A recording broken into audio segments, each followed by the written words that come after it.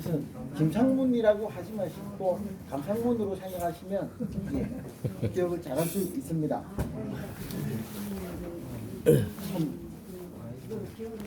교육 내용을 프리젠테이션 해가지고 컴퓨터로 띄워놓고 이렇게 해야 되는데요. 아무것도 없이 이렇게 와서 그냥 마이크 하나 한번 잡고 이야기하라고 하니까 참 그러네요. 참 난감합니다. 그게 저도 이게 벌을 키우고 있는 사람이지만 뭐 저보다 더 많은 경험을 갖고 계시리라 생각합니다. 그렇지 않습니까? 근데 똑같은 문제를 다들 갖고 있는 것 같습니다. 저도 양봉을 하면서 가장 궁극적인 목적은 뭐냐면 게으른 양봉을 좀 해서 벌을 잘 키우고 싶다 하는 것이 제 소망입니다. 근데 30통만 넘어가면 일일이 내금을 하고 하다 보면 뼈골 빠지거든요. 여름에는 더 죽습니다. 그게 과연 바른 길인가 생각해보면 또 그런 건 아닌 것 같습니다. 경기도 양지의 모 양봉원을 제가 찾아갔는데요. 그분은 하는 말이 나는 벌통을 1년에 꿀 따고 나서 한 2번 열어봅니다 이러더라고요. 그렇게 관리 안 해도 벌 잘 큽니까? 하니까 벌 잘 큰다고 하는 것 같아요. 그리고 또 벌통을 다 열어보면 벌이 꽉 차 있어요. 그래서 그분은 서울농대를 나와가지고 해서 전공을 그렇게 해서 그러는지는 모르겠습니다. 그래서 양봉을 10여 년 해가지고 해서 그러는지는 모르겠는데 일단 그렇게 밥 잘 주고 그냥 제때 그냥 약만 쳐줘도 그 다음 보통 열어볼 생각 안 해도 잘 자란다 하니까 얼마나 또 기가 솔깃한지요. 그래서 벌을 잘 키우기 위해서 뭘 해야 될까? 그 전까지만 해도 일일이 수동으로 뚜껑 열고 사양을 했습니다. 그 자동 사양을 한다고 자동 사양기 만들어 보니까 참 시원치 않았어요. 그래서 이렇게 저렇게 다 지금 연구를 하다 보니까 내년 오번에는 자동 사양을 확실하게 할 수 있는 방안을 찾아보자. 그래서 일일이 다 시설을 나름대로 궁리해가지고 다 갖췄습니다. 하다 보니까 이제 뭐 타이머 달고 저는 이제 주말에 공장 갈 수밖에 없습니다. 그러면은 주중에 학교에 있기 때문에 그냥 자동으로 사냥할 수 있도록 시스템을 다 갖추었습니다. 그리고 주말에 와서 설탕물 녹여가지고 다시 탱크 위로 사냥통으로 올려놓고 그다음 신경을 안 씁니다. 지금도 뭐 그렇게 하고 있습니다.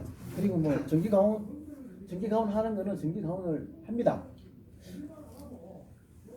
여름 8월달 장마 지나고 나서 좀 병이 좀 걸렸었어요. 그래서 벌이 잘 안 자라더라고요.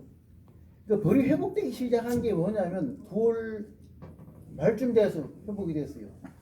지금 이제 월동 사양해갖고 다 끝내야 되는데 벌이 약한 거죠.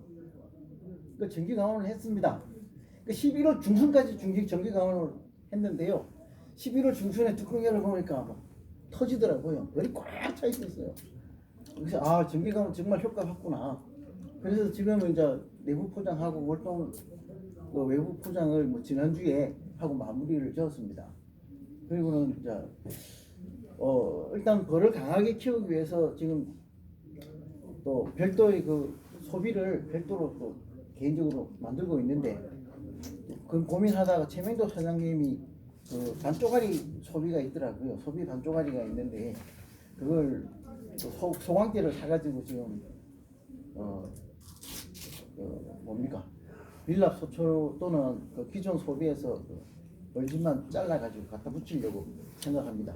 그래서 내년 2월달에 그걸 사용하려고 생각하는데요. 그걸 사용하게 되면은 예를 들어서 월동 끝나고 두매벌이 남았다고 하더라도 그 반쪽알이니까 거기에다가 돌을 다 붙이고 그걸 넣어주게 되면 네매벌이 되는 거죠. 그죠? 그 소비 하나 빼면은 빡빡하게 넘치는 세매벌 정도 되면 아주 강군이 됩니다. 그래서 거기다 전기 가공을 하게 되면 더 빨리 머리 클 수 있지 않을까. 예. 지금 현재 그렇게 기획을 하고 있습니다. 친환경적 꿀벌응애 방제라고 생각해 보면 뭐 약을 많이 치잖아요. 그죠? 새빠지게 저도 고생했습니다. 결국은 병이 와서 병을 고치고 하는데 매주 공장에 가면 돌통 일일이 열고 꾸준히 방제를 했습니다. 조금씩. 그러면서 제가 이걸 준비를 하면서 뭐가 친환경적일까? 그걸 한번 생각을 좀 해보게 됐습니다. 일단 우리가 뭐 개미산 처리한다, 또는 뭐 옥살산 처리한다 라고 하는데 그것부터 다시 한번 생각을 해볼 필요가 있지 않을까 생각합니다. 뭐 60%, 65%짜리 뭐 개미산 처리한다라고 해서 다들 따라 하다 보면 저도 옛날에 좀 따라 했습니다. 근데 아무리 생각해도 독한 것 같습니다. 제가 그 전공이 재료공학을 했고 무기화학자이거든요. 그래서 화학적인 걸 잘 다루다 보니까 장비가 없을 때는 다 찍어서 맛을 봅니다. 개미산 맛보신 분 있습니까? 없죠? 그죠? 염산 찍어서 맛보셨습니까? 저는 화학자다 보니까 없을 때는 결국은 모든 걸 하다 보면 이게 어느 정도 되는지 모르거든요. 그럼 가성소다 최고 pH가 14 정도 되면 이제 아주 강한 알칼리 쪽으로 가버리는데 그걸 찍어서 맛을 보면 해가 탑니다. 이것도 맛을 봐야 되거든요. 어느 정도 되고 이거는 pH가 한 9 정도 되고 이거는 pH 1 되고 1 이하로 내려가는 것도 맛을 보면 딱 느끼거든요. 그럼 pH 한 5 정도 되면 약간 따뜻한 느낌을 가지게 됩니다. 그럼 그런 감이 있기 때문에 개미산 찍어보면 해가 막 탈 정도로 오거든요. 원래 마찬가지입니다. 근데 이걸 벌한테 벌이 닿으면 어떨까요? 사람 표도 막 짜릿짜릿한데 벌은 죽죠. 벌은 닿는 순간에 죽습니다. 막 기어다니다가 살아있네 하지만 얼마 있으면 죽어버리거든요. 그걸 우리가 벌한테 주고 있는 거죠. 60% 거의 죽습니다. 그거 잘못하면 소문 열어줘야 되는데 그죠? 잘못하고 잘 안 열어줬다 이러면 많이 피해를 입습니다. 그 다음에 또 계산하기도 귀찮아요. 그래서 또 생각한 게 뭐냐면 쉽게 가자. 85%짜리 물 1리터에 그냥 개미산 그 물 1리터에 85%짜리 개미산 그냥 타버려요. 그러면 훨씬 묽어지잖아요. 그죠? 그걸 비가드라든가 또는 뭐 천에 적셔가지고 줘봤는데요. 산칠이 잘 됩니다. 잘 됩니다. 요새는 개미산 기화기 이런 게 또 나오잖아요. 그 기화기 대신에 물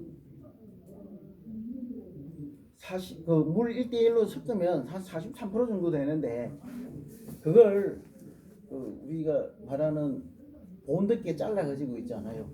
담배값 크기 정도로 잘라가지고 비가드 형식으로 해서 소문 앞에 놔두고 해도 처리가 되는 것 같습니다. 그 다음에 옥살산인데요. 옥살산 흘림 처리를 저도 했습니다. 그래서 나와 있는 그대로 옥살산 흘림 처리를 어떻게 하면 된다라고 해서 하긴 했는데 그것도 맛을 봤어요. 개미산보다는 조금 약합니다. 그 구연산 찍어보면 아주 약하거든요. 비넨볼이라고 해서 팔고 있죠. 비센에서 팔고 있는데 그게 구연산 농도가 한 1.6% 정도 됩니다. 그리고 옥살산 처리하는 거 있죠. 일반적으로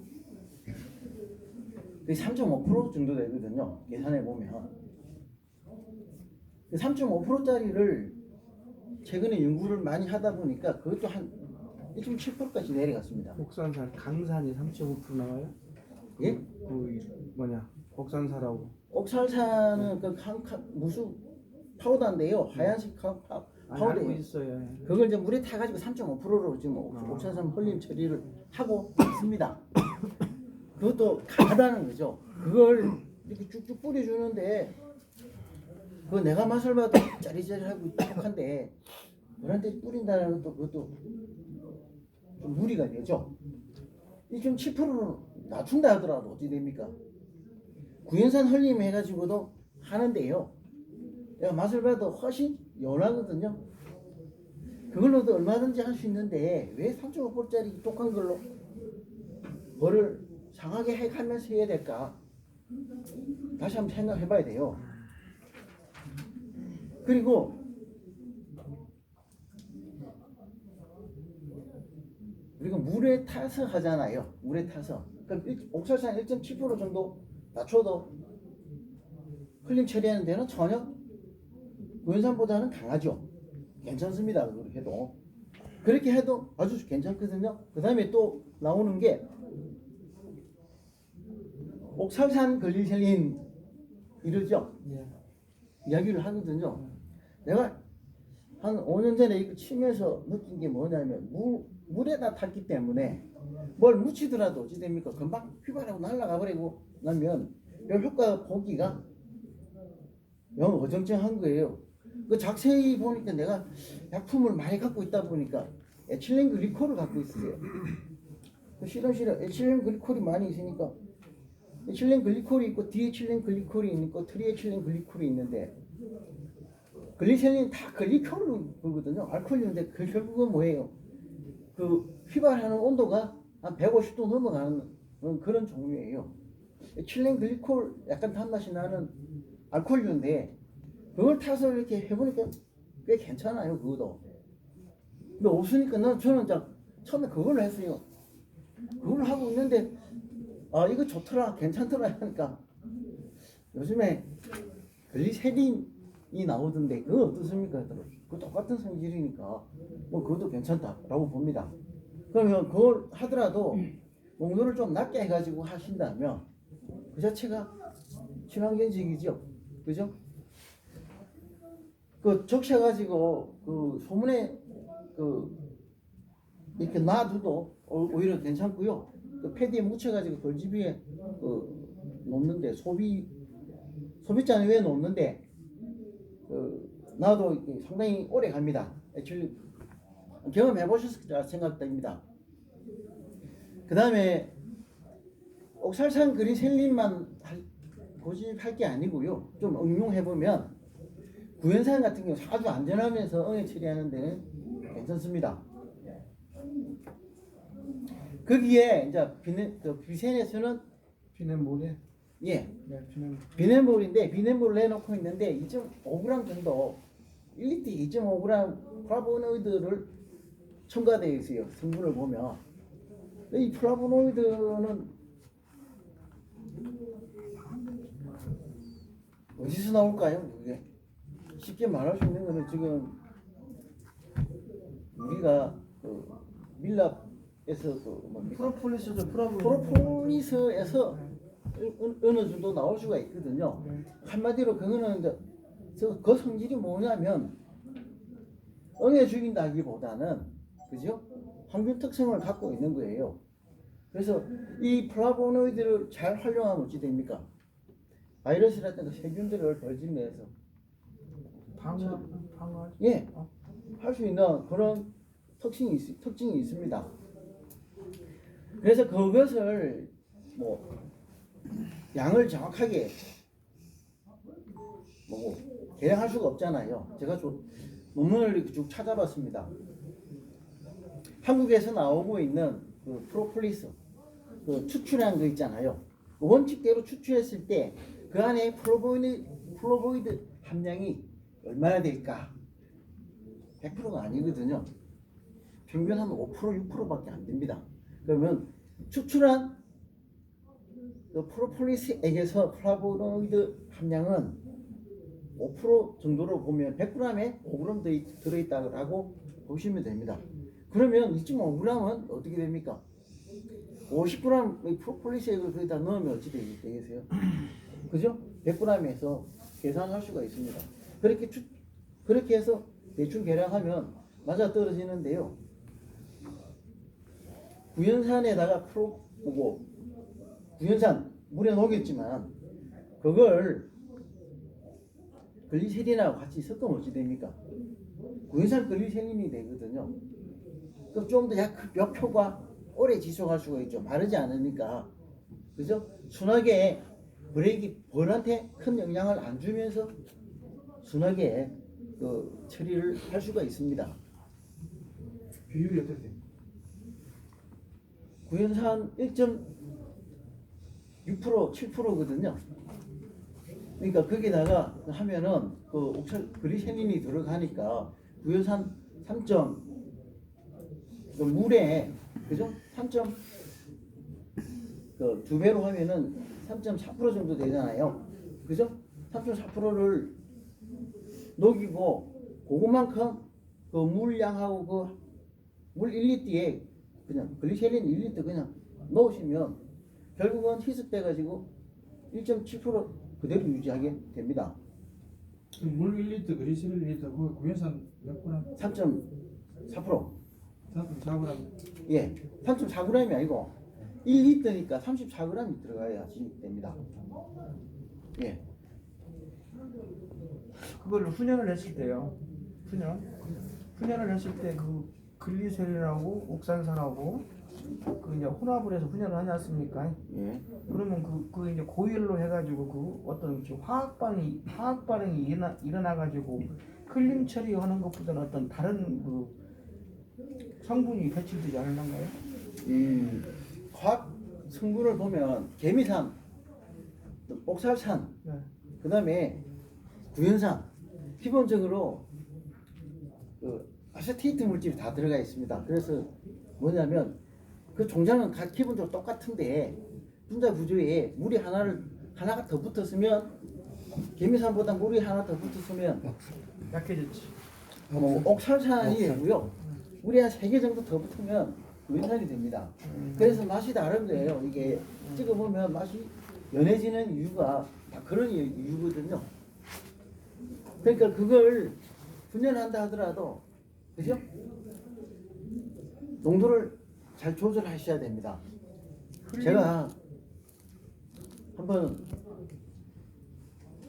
그 글리세린 안 넣고 있죠. 물에다가 빨리 휘발하라고 그 알코올을 넣습니다. 똑같습니다.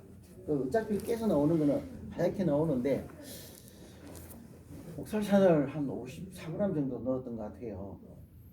그래가지고 확 쏘니까 가스가 나오는데 옥살산 양이 훨씬 많이 나왔겠죠.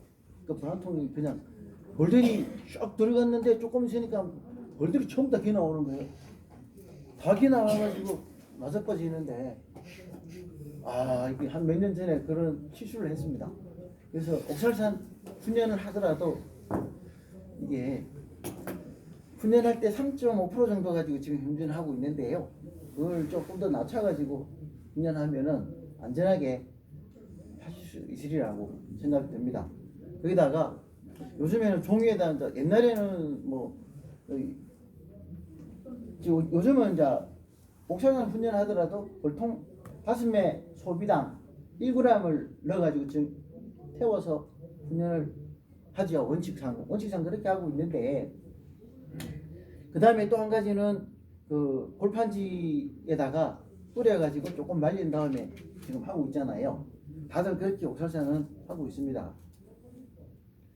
그것도 이제 하나, 둘, 셋 가스가 나올 때 돌통에 넣어서 하나, 둘, 셋 하고 끄집어내고 이러면서 한번 지나가고 하나, 둘, 셋 하면서 한 번 더 다시 돌아오면서 두 번을 그 1회에 2번을 그 옥살산 훈련은 그렇게 하고 있습니다.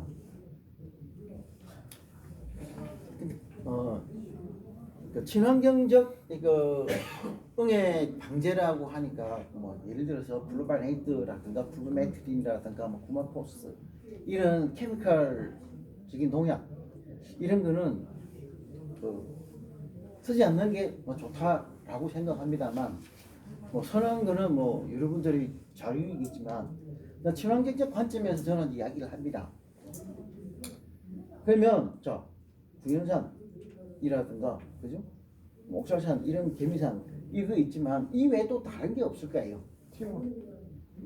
그래가지고 식물 추출물을 가지고 연구를 14년도에 한번 했던 적이 있습니다. 그래가지고 고삼이라고 하는 고삼나무에서 열매를 가지고 추출물을 메탄올을 넣어가지고 추출물을 뽑아냈어요. 그리고 그 다음에 님 오일 사용하고 그 다음에 목초액하고 몇 가지를 썼는데요. 사실은 발표 자료로 제가 하려고 했는데 그게 아무것도 없으니까 말로만 하겠습니다. 100대 1로 했을 때 응애 방제율이 거의 100%가 됐어요. 그래서 와 이거 획기적이다. 고산 추출물 이거 하나만 가지고도 아주 잘 된다 생각했거든요. 그래서 제일 좋은 게 고삼이고 그 다음이 님5일이고 이 정도 됐던 것 같아요. 그래서 한번 500대 1로 또 해봤는데 500대 1에서도 거의 다 죽었습니다. 그때 이제 감가했던 거는 뭐냐면 응애 방제는 기가 막히게 잘 되는데 거기에 대한 독성이 있는지 없는지 벌에 대한 어떤 독성이 있는지 그걸 몰랐습니다. 사람들한테는 야 이거 응애하는 방제하는 데는 기가 막히니까 이거 서 했거든요. 그 지마켓이나 뭐 옥션 이게 들어가서 그 고3 추출물 이라면 나옵니다. 한 병 리터에 한 뭐 1, 2만 원 정도 하는데요. 님5일 해봤자 12,000원, 뭐 18,000원 이 정도에 다 살 수가 있어요.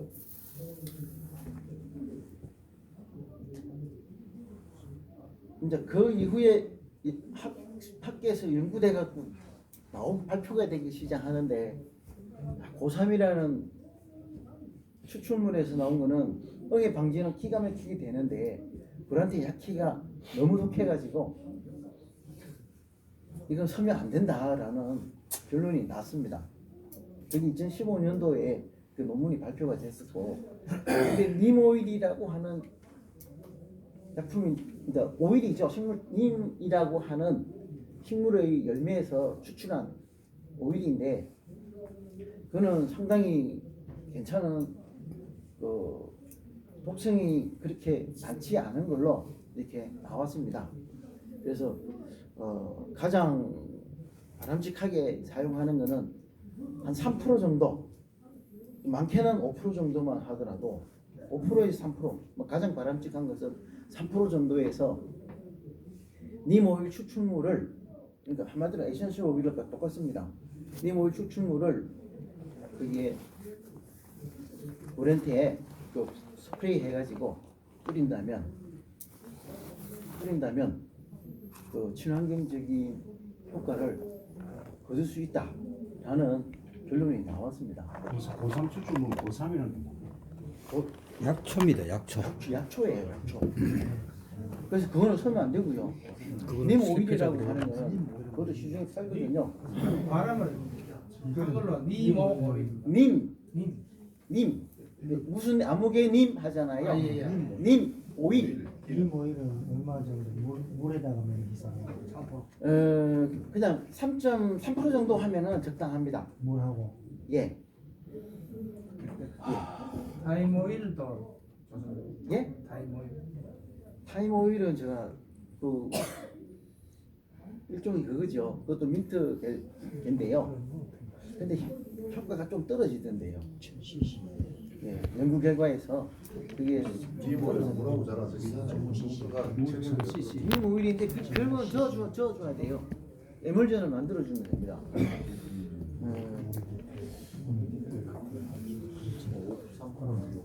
주사를 딱 그 다음에 그 친환경적으로 이게 방제를 하는 데 있어서 응애가 어떻게 생기나 하면 벌집안에서 생기지만, 자, 방제를 다 했다라고 하면 소문을 통해서 들어오게 돼요. 그죠? 소문 앞에서 잘 차단하면 그 벌통 안에 있는 것을 방제를 하게 되면 자연적으로 시간이 가면 갈수록 개체수가 좀 개체수가 준다는 거죠. 그 100%그 방제를 한다는 거는 잊을 수가 없거든요. 자, 응애에도 보면은 기문응애라는 게 있고 가시응애가 있고 우리가 말하는 바로와 응애가 있습니다. 그래서 바로와 응애 같은 경우는 크기가 큰 거는 한 2mm 정도, 폭이 한 2mm 정도 되고요. 가시형에는 한 3분의 1 내지 4분의 1 정도 됩니다. 잘 보이지 않습니다. 그리고 기문응에는 100마이크론 정도, 그러니까 100마이크론이면 0.1mm 정도 되거든요. 0.1mm 되는 거는 아주 미세먼지에 해당되기 때문에 눈에 보이지도 않습니다. 이런 것들이 벌통 안에서 있는데 약간 훈정이라든가 이런 걸 통해서 가시형애 같은 것이 죽습니다. 근데 덩치가 큰 일반 바로왕에는 덩치가 크니까 더 오래 생존할 수가 있거든요. 그래서 그것들을 적당히 처리를 해줄 수 있는 친환경적인 방법이 이제 아까 말했던 님 오일이 가장 현재로서는 대표적 두드러진다라고 보면 되겠습니다. 왜 그러냐면 그 안에 아자디락틴이라고 하는 물질이 들어 있습니다. 그게 살충 성분을 가지고 있기 때문에 친환경적으로 그게 친환경적이다라고 볼 수 있습니다. 그 님 오일이 천연 오일이 아닌 님 오일 해당됩니까? 님 오일 다 천연 오일입니까? 예, 그 추출물이기 때문에 그러는데요. 그것도 시사율이 50%가 되기 위해 되는 그 조건이 보니까 한 10% 정도 된다라고 보시면 됩니다. 그 10%의 좀 친환경적이다고 하는 그 기준이 뭐냐면 치사율이 50%인데 뿌리고 나서 8일 경과했을 때 생존율이 50%가 되면은 된다라고 하는데요. 그것도 어떻게 보면 좀 높은 편이긴 합니다. 그때의 농도가 10%로 확인이 됐습니다. 아까 3%는 이거 그렇겠잖아요. 예. 그 이제 뭐냐면 그래서 10%대로 하면 50% 생존한다는 이야기거든요. 자, 50% 생존하기 때문에 그걸 확 낮춰버려야지 어찌 됩니까? 반으로 낮추면 5%죠, 그죠? 3% 5% 했던 이유가 거기에 있는 거거든요. 그리고 벌이 안 상하고 응애가 가장 많이 죽는 그게 몇 프로였느냐면 3%였던 것입니다. 그래서 제가 3%라고 이야기한 거고요. 그래서 상한 한계가 뭐냐면 10% 넘어가면 벌이 많이 상한다라고 보면 되는 거예요. 예. 그래서 3%를 기준으로 해서 3, 4% 정도 사용하면 그죠? 적당하다라고 저는 생각합니다. 그리고 분무를 해줍니다. 분무해도 됩니다. 이게 섭식 독성도 있고 묻혀서 또 독성 평가를 하거든요. 그래 벌몸에 이게 한글 묻혀서 하기도 하고 설탕물에 섞어서 먹이기도 해서 흘림 처리를 한다면서요? 예, 흘림 처리 정도를 보시면 되겠습니다. 그 다음에 말하다가 끊겼는데요. 소문에서 그걸 잘 차단해야 됩니다. 이게 이 통 들어갔다가 저 벌통 들어갔다가 막 벌들이 왔다 갔다 하다 보면 그죠? 어디서 묻혀오는지 모르게 묻혀서 자기 벌집안에서 응애들이 덕질거리게 됩니다. 그럼 그걸 어떻게 처리할 것이냐는 생각을 해보셔야 됩니다. 그죠? 그러면 그것만 잘 잡아도 개체수가 엄청나게 줄게 돼요.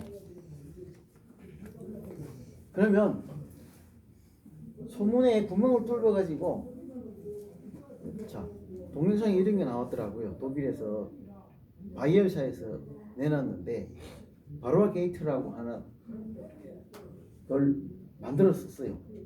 그 동영상 유튜브에 떴었어요. 그 자세히 한 들어보니까 영어로 이야기하니까 제가 듣고 이제 저기 정리를 해보니까 다공성이 있는 플라스틱이 아닌 이제 한마디로 약간 딱딱한 젤보다는 훨씬 딱딱한 한 일종의 스펀지 같은 형태라고 보시면 되겠습니다. 거기다가 플루메트린이라고 하는 약질을 용액에다 담궜다가 꺼내서 표면을 말려서 소문에다가 걸쳐놨습니다. 구멍을 뚫어가지고 벌이 통과할 수 있는 구멍 크기가 한 5마이크론 정도, 5mm 정도 되면 충분히 통과를 하거든요. 그러니까 벌이 그 구멍을 통해서 들어갔다 나왔다 하면서 몸에 살짝 피어나게 묻는 거죠. 묻다 보니까 응애가 약에 의해서 다 떨어지게 되는 거예요. 그래서 한 2, 3주 지나니까 한 8, 90% 방제가 되더라는 그런 결과를 발표하고 있었습니다. 그래서 저거 보면서 저 방식으로 하면은 되겠다. 근데 저걸 어떻게 만들까 좀 고민을 좀 해봤습니다. 또 화학적인 약질을 써야 되나 이런 생각을 해보면서 지금 시도를 하고 있습니다. 그래서 3D 프린터로 그 형상을 그렇게 만들었어요. 그래서 우리가 말하는 큰 부지포 있죠. 2mm짜리의 부지포를 펀치로 구멍을 다 뚫었습니다. 뚫고 그 다음에 그 3D 프린터로 그 소문 형태를 그 터널 형태로 있죠. 우리가 굴 있죠. 동굴 그 버스 지나가면 굴 형태로 다 구멍을 만들어 가지고 3D 프린터로 인쇄를 해 가지고 형상을 만들고 그 다음에 펀치로 뚫어 가지고 그 사이에다가 그 구연산 마이타글리셀린 그것도 괜찮습니다. 저는 마이타글리셀린을 선택했는데요. 그것도 좀 묽게 만들어 가지고 그 적셔서 어느 정도 물을 꽉 짜버리고 그 다음에 그 속에다 집어넣고 상판 하판을 두 개를 딱 결합하면 정확하게 구멍이 형성이 됩니다. 그렇게 해서 소문 앞에 지금 설치를 해놨었습니다. 그리고 이거 내가 몇 개를 드리려고 30개를 준비를 했는데 집에 두고 오늘 샘플로 하나씩 드리려고 했는데요. 매일 무슨 주의소. 그리고 연락을 주시면 주스다 제가. 죄송합니다. 지금 왜냐하면 제가 그 효과를 보고 있으니까 이걸 하나씩 드리려고 생각을 했었습니다. 예. 그게 물리화학적인 방법으로 방지할 수 있는 가장 실용적인 방법이 아닐까. 예. 제 경험. 그럼 금방 마를 거 아니에요? 말로. 글리셀린이 들어있죠? 기름이 들어있으면 안 마른다? 안 마르죠. 그리고 약재가 그 안에 다 설매 들어있으니까 오메 가면 붙게 되죠. 우리가 일반적으로 옥산살은 예. 봉판이 없을 때 쓰는 걸로 알고 있어요. 예. 그죠? 예. 그러면 응애가 최고로 많이 번식할 때가 언제예요? 그러면 그때는 봉판이 많이 있을 때입니다. 있을 때는 또 급하게 한다라고 하면 개미산 써야죠. 그죠? 아니, 그 다음에 옥사산 훈정한다든가 또 마이탁 훈련한다든가 그렇게 해가지고 많이 있을 때는 그렇게 해서 급하게 잡아야 되고요. 시간부로 이렇게 해서 이제 그 다음에 이제 알게 모르게 계속 지속적으로 제가 이제 급하게 하는 방법은 그렇게 하는 거고 제가 추구하는 건 뭐라고 있습니까? 그냥 개체수만 줄이고 쳐다보지도 않고 그냥 걸치놓고 한 6개월 동안 손 안 대도 그냥 응애는 저절로 일정한 최소량의 수만 유지하고 벌은 그냥 키울 수 있는. 그러면 가시형에는 또 지켜줘. 예? 가시형. 그 옥산살은 가시형이 잘 못 잡는데. 예, 잘 못 잡겠죠. 예. 그러면 이제 가시형이가 벌통 자체에서 가시형이가 계속 그 증가를 있겠죠. 하고 그건 또 어떻게? 그건 또 훈련한다든가 방법은 한 번씩 훈련한다든가 뭐 해야 되겠죠. 그죠? 그러면 이제 그 약만 믿고 있을 것이 아니고 예. 그래서 계속 저도 계속 노력하는 입장이고요. 그죠? 저 뭐 다 했으면 저거 뭐 룰루랄라 하고 좋은 거 있으면 창업화 했겠죠. 안 그렇겠습니까? 그 다음에 그냥 지속적으로 계속 방제를 하면서, 그죠? 제가 이제 궁극적으로 추구하는 거는 바쁘기 때문에 매주 이렇게 뭐 열어보고 자꾸 들락날락 머리 들락날락하게 하면서 쏘여가면서 방제하고, 굳이 그렇게 안 하고 좀 편하게 양봉하는 그걸 저는 추구를 하고 있습니다. 그게 될지 안 될지는 모르지만은 일단 궁극적으로 벌을 잡을 수 있는, 그러니까 응애가 생겨나는 가장 근본적인 근원이 거기에 있다라고 하면, 소문을 통해서 들어온다면 소문을 막아주기, 소문에서 벌을 그렇게 방제를 하는, 지속적으로 방제를 하면서 떨어뜨리고, 그죠? 그 다음에 뭐 다른 가시형에 그것도 뭐 묻어 있는 거, 묻어서 들어오는 거는 잡을 수 있잖아요.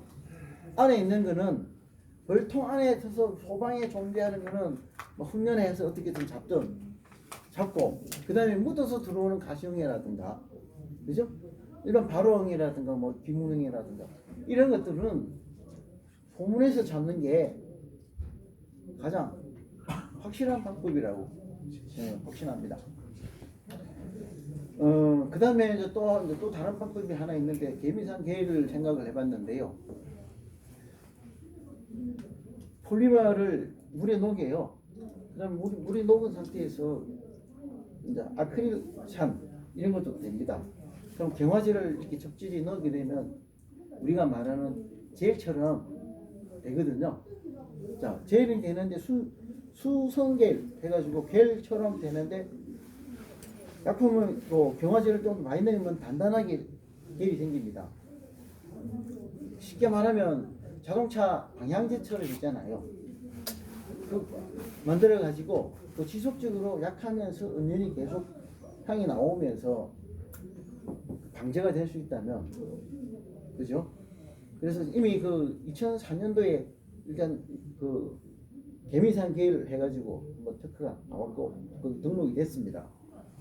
그게 다 답이 아니거든요. 그 다음에 한국에서 나온 특허를 또 보니까 그 이후에 한 7, 8년 지나서 또 새로운 방법으로 이게 또 새로운 계리 존재를 만들어지는 걸 제가 봤습니다. 특허가 나왔는데요. 그걸 오늘 발표하려고 했는데 그것도 뭐 여의치 않습니다. 제가 아크릴산 가지고도 계를 만들어 봤는데 잘 만들어집니다. 그리고 이제 유기산이라든가 또는 그 방제용 오일 있잖아요. 님 오일이라든가 뭐 여러 가지가 있습니다. 그런 것들을 같이 혼합해 가지고 계를 충분히 만들 수 있습니다. 그래서 좀 제가 좀 추구하는, 아직 뭐 다 완성은 되지는 않았습니다만, 그 소문에서 그걸 찾기 위해서 그 계를 만들어서 구멍을 뚫어버리면 어찌 됩니까? 그거 지나가면서 지속적으로 나오게 됩니다. 왜냐하면 겔 속에 그 약이 묻어 있으니까 지속적으로 그게 서면 나오면서 그 응애를 잡을 수 있으리라 생각합니다. 네. 그렇게 이렇게 한다면 그 친환경적으로 응애 방제를 할 수 있으리라고 봅니다. 이렇게 두서없이 말씀을 드렸습니다. 저기 교수님, 한 가지 문의할게요. 옥산산하고 개미산하고 티몰, 그 네. 친환경 그 지금 방제하고 지금 들어가지 않습니까 지금 그것이? 그러면 진직 응애가 예. 그것을 먹어서 죽는 거예요. 안 그러면 숨을 쉬다가 기도해서 내가 그런 거 책을 그 자료를 보면 네, 자료를 보면 입이 녹아내린다 그 이야기하고요. 네. 학자들이 볼 때는 네. 이게 입이 녹아내린다는 건 뭐냐면 부식이 됐다는 소리죠. 그죠? 그 기도가 상했다든가, 기도가 끊겨서 죽는다 이렇게 나온다. 예? 그거하고 기도가 파괴돼서 죽는다. 결국 그게 뭐냐면 이 그만. 부식이 된다. 왜냐하면 약품의 성격이 뭐냐면 피부 부식성이 있다는 이야기 하거든요. 피부 부식성이 있는데 그것이 식물의 가장 약한 부분이 기도 아니겠습니까? 목구멍. 이 거기에 닿았을 때는 그게 그냥 구식이 돼 버리니까 결국은 제가 질문을 하나 죽음을 드립니다. 예. 저 학계에서는요, 예. 잔류농약